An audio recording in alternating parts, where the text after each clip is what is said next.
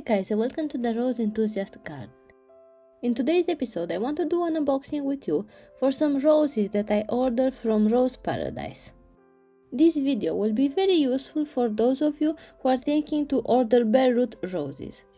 When I first started growing roses, I was a little bit skeptical about ordering bare root.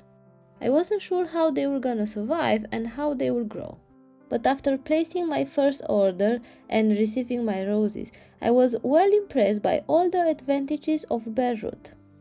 I placed my order in summer, and as soon as the bare root season has begun, I received my roses. First impression, I am happy to see that the box is in a good condition and there is no damage. Then, as soon as I open the box, I am very pleased on the root system that I see. The very first rose is Modern Art by Tantau, or also named Florida Sunset. I can see 5 canes more than a pencil thick.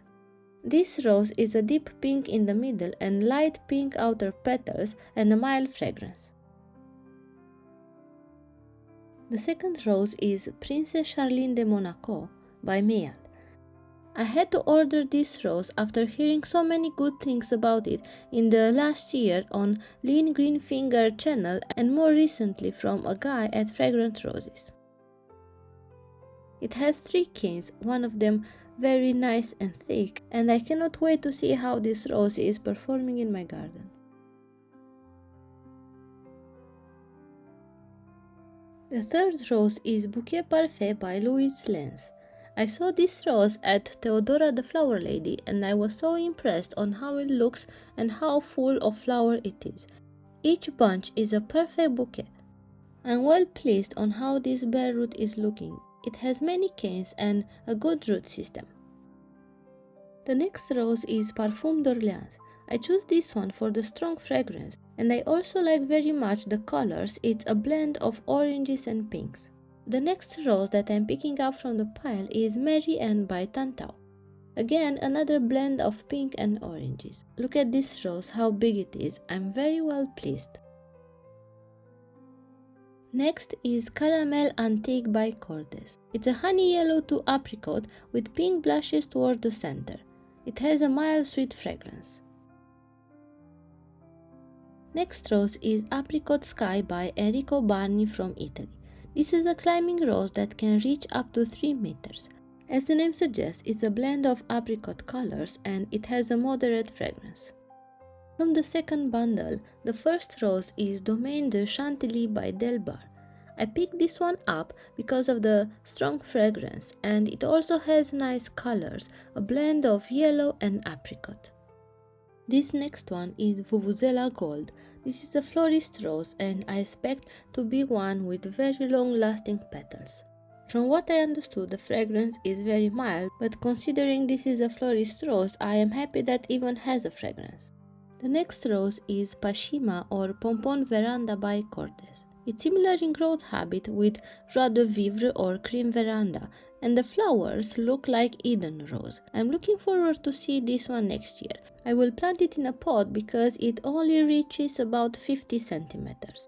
The next rose is Kensington Gardens. This is a great rose for cutting with a very good rain resistance. I think this is the smallest from all the roses from today, but I really don't mind. I'm very happy that they were able to send it. The next rose is Peter Paul Rubens by Vissers.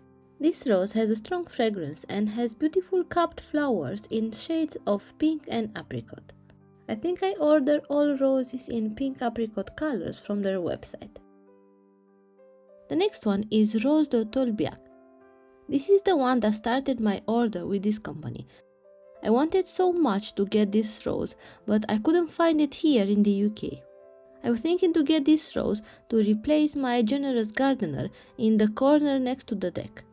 I saw this rose on a YouTube channel, I think it's called Garden with Martha, and I fell in love with this amazing rose.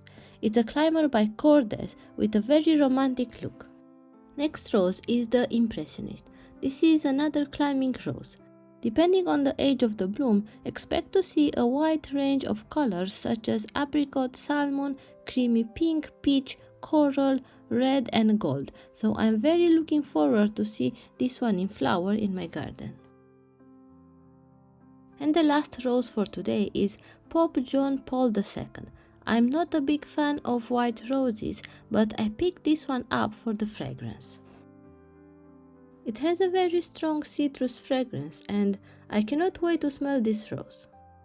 Here they are, all of them.